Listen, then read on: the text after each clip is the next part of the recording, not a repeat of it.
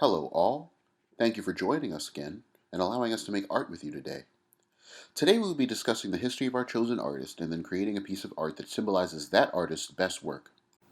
Our artist of the day will be Paula Hayes, a contemporary American visual artist and designer born in Concord, Massachusetts in 1958. She works primarily in sculpture, drawing, installation art, botany, and landscape design. Hayes has lived and worked in New York City for over 2 decades and is known for her terrariums and other living artworks, as well as her large-scale public and private landscapes. A major theme in Hayes' work is the connection of people to nature. Much of her work is concerned with the care that is required to grow and maintain large and small-scale ecosystems. Having been raised on a farm in upstate New York, she really focuses on emphasizing the conservation of nature and our environment. She received her bachelor's in science from Skidmore College in Saratoga Springs, New York in 1987, and then an MFA from Parsons The New School for Design in New York City in 1989. While studying at Parsons, she started herself a gardening business. Now in the early 80s, that is when Hayes' business began to take off and her arts became known to many people around the world. She began exhibiting her work in galleries throughout New York City, including Fallbush Gallery, AC Project Room, White Columns, and the Andrea Rosen Gallery. Hayes currently works out of her studios in Brooklyn and the East Village. We will be looking at the terrariums and her environmental art, and creating our own terrariums. If we look at her work Canoes, which is a permanent installation, we can see the evidence of how Hayes incorporates nature into her sculptures, creating these permanent masterpieces that can be seen as living pieces of art. Her works incorporate the nature into these small worlds that she creates. It invites us to look at them, to study them, and to relate them to the nature around us.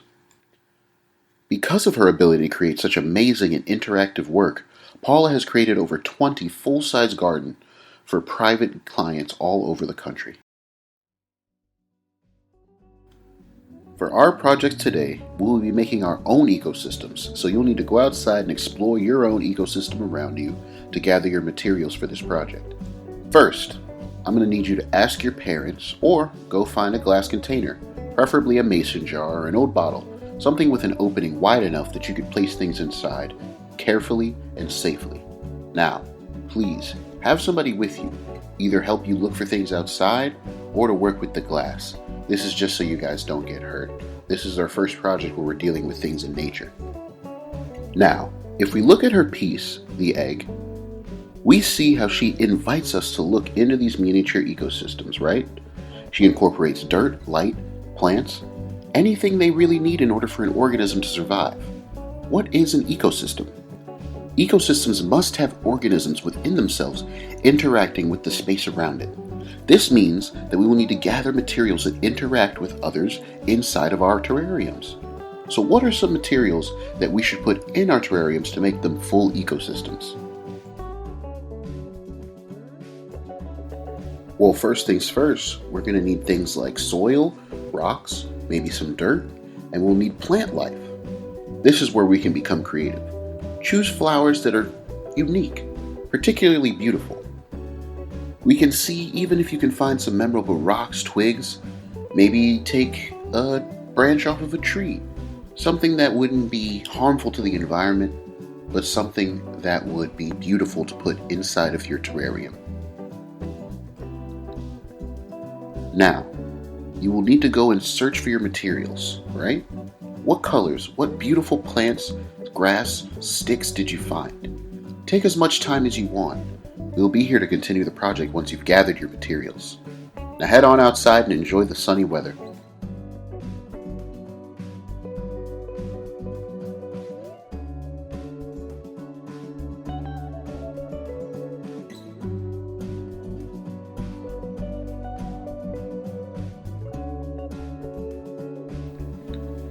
Now, if we were to look at the materials we've gathered in the glass container, it is possible that we cannot fit everything that you've gathered into it, so we're going to have to be very picky and very selective. Almost like a bouquet. Now, a healthy ecosystem must have room to breathe and to grow. What we will do first is think about what occurs in nature. Lay your container on its side carefully, as these are how we will be displaying them. Does grass grow by itself? Well, no. It needs soil, it needs earth. So, if you found some soil or some dirt, pour it into the container, leaving a lot of room for the plant life, as this will be the main focal point of your work. Now, carefully consider and lay out the things that you've gathered, whether it be grass first, then flowers, flowers first, then grass, whatever you find to be very beautiful for yourself. Have you found interesting colors? Maybe add those in at the end. That way they really pop from the top when you look down at your glass pieces.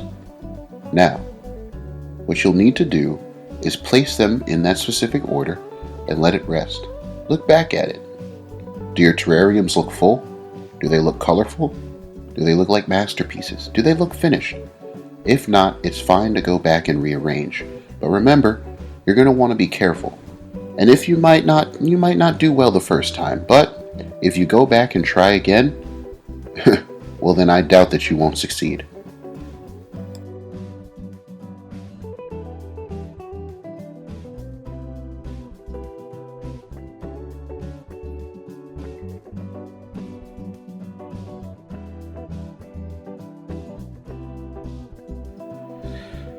You can keep these in your home, so make several if you have the resources. Display your beautiful creations just as Paula would have intended for you to do. Make them fixtures in your home, and show that you know how essential it is that we preserve nature around us and make it an integral part of our lives. Thank you guys for sharing your creativity with us. Cherish that piece you made. I hope you had a good time making art with us. See you next week.